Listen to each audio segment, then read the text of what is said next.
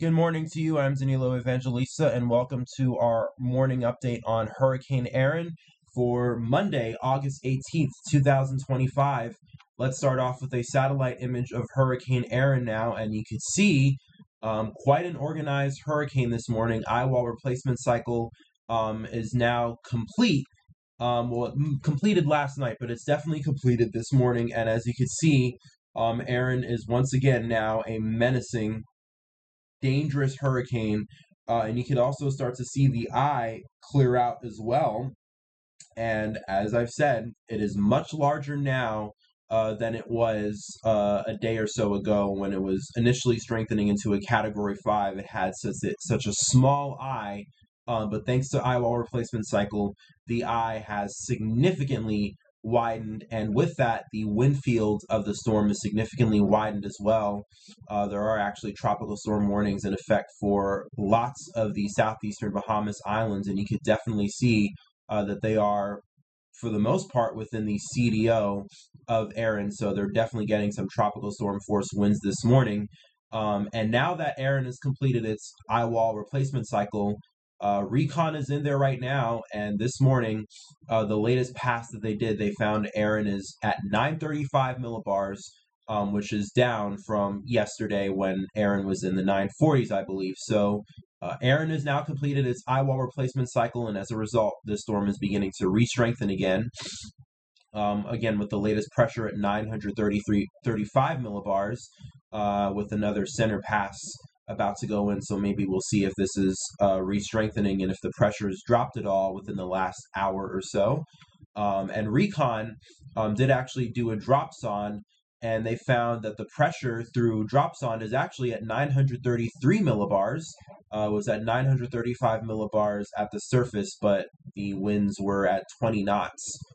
Meaning that you have to reduce 2 millibars per each 10 knots of wind. That's how you reduce, because we need to reduce for where there is 0 knots of wind, and that translates to 933 millibars, which is what the National Hurricane Center went with. So bottom line, Erin is now beginning to re-strengthen this morning, as I said it would after it has completed its eyewall replacement cycle. And just to show you what Recon has found, 115 knots, flight level winds, and National Hurricane Center went with the Category 4. The SFMR is 115 knots, although National Hurricane Center doesn't use the SFMRs anymore. They only use flight level winds, but seemingly supports Category 4. And I say that to lead into what the National Hurricane Center has as of the latest 8 a.m. advisory. And of course, they have a Category 4 hurricane. So this is re-strengthening.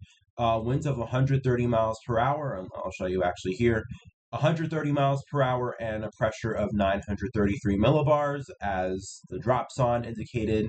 And it is moving northwest now at 13 miles per hour, and that's definitely slower than it was a day or so ago when it was passing just north of the islands. I think it was moving at 21 miles per hour. So Erin is also slowed down quite significantly as well. So that is also something interesting that we need to watch. And then obviously, it's going to continue on to the northwest. This is the latest. This is the 5 a.m. track from the National Hurricane Center. I'm going to continue on to the northwest. But something I want to point out once again, just look at how much larger Erin's wind field has become. If you remember just a few days ago, Erin itself was always a large storm, had very large banding and very expansive cloud cover, but the core itself a few days ago when it was just north of the islands was very, very small. But now, thanks to eyewall replacement cycle, it is significantly widened. And just look at how large Erin's wind field is right now. And it encompasses portions of the southeastern Bahamas now. And also the hurricane wind field has dramatically expanded too. Once again, thanks to the fact that the eye is also widened now. This is what happens with these eyewall replacement cycles. The storm gets larger, the wind field expands, and believe it or not, this storm is only going to expand and and grow further over the next several days as it tracks off to the northwest and eventually to the north. And as I mentioned, that's going to be a huge issue, especially for once this passes just east of the Carolinas. Might this potentially bring impacts to the Outer Banks of the North Carolina coast? Even though that this obviously is going to track to the east of the Carolinas, we're not going to get a direct landfall from Erin, but the storm is going to be huge. The wind field is going to be very expansive and is only going to get even larger than that. And this is why we need to watch for trends in the models, and especially a trend that I've mentioned and I've been talking about for a few days now, is a westerly trend that we're seeing in the models. Thanks to one, Erin is a very strong storm, so it feels the upper level steering, which is much more westerly, and ridging in the upper levels of the atmosphere has also gotten stronger. And as a result, this is a tweet that I saw this morning, and this is from BGWX, and he tweeted, "You think it'd stop at some point," because he took a sample of the last few runs from the GFS, and just notice how much of a westerly shift we've had. It starts off at the beginning of this sort of GIF that he posted here. The GFS had Erin all the way over here, just off the Newfoundland and off Atlantic Canada, or somewhere in here. And then since then, over the span of, I guess this was model runs going back, if I'm gonna, I can't enlarge in this. Oh, that's too sad, but seems like it's a model run of the last, from all of the model runs from the last week or so. And notice just how much we've seen a westerly shift in Erin's track. Was supposed to be all the way out in the Atlantic by now, and now it's shifted very, very close to the Carolinas coast.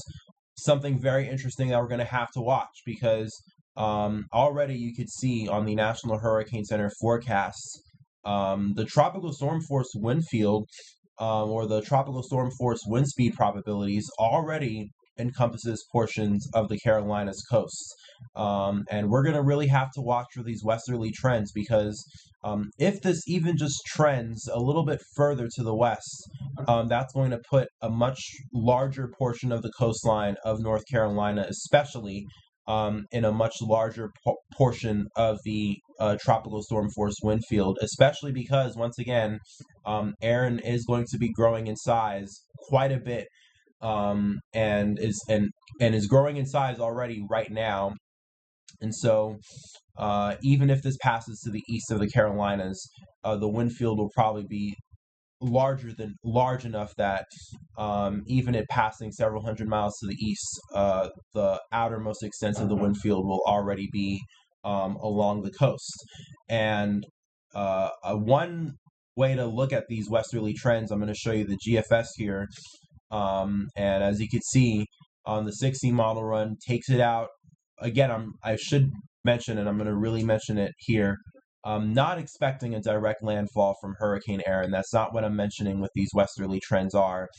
We're not going to see a direct landfall from the storm, but I'm going to stop it here at 78 hours, because this is when it seems like it approaches closest to the Carolinas coast. And let me show you just how much it's changed in just the last 4 runs alone. And I've actually posted about this on Twitter not long ago, but brought you back like around 4 or 5 runs. And now let me bring you back to, this is actually from the 6C run yesterday.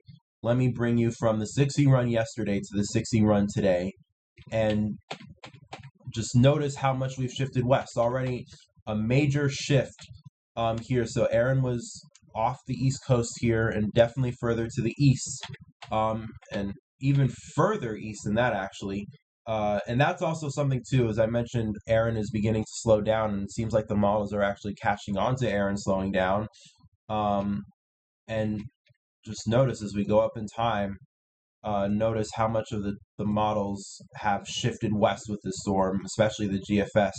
We've seen quite the few nudges to the southwest over the last several runs, and the more this nudges to the southwest, the closer this is going to be to the Outer Banks of the North Carolina. And because of that, the more likely that those along the Outer Banks might actually end up getting some tropical storm conditions with Erin as it passes on off to the east. And the European, I believe, is also further west. And I don't think we've had, and I think the European was also further to the west than the GFS has. And as you can see, this also passes pretty close to the Outer Banks of North Carolina. And let me actually show you what the 10-meter winds look like. And it's pretty close. The European doesn't actually seem to be that close, but still pretty close. And I guess we've had a slight trend east in the European. But once again, we got to watch for these westerly trends because as you can see, I'll just go back to the model here.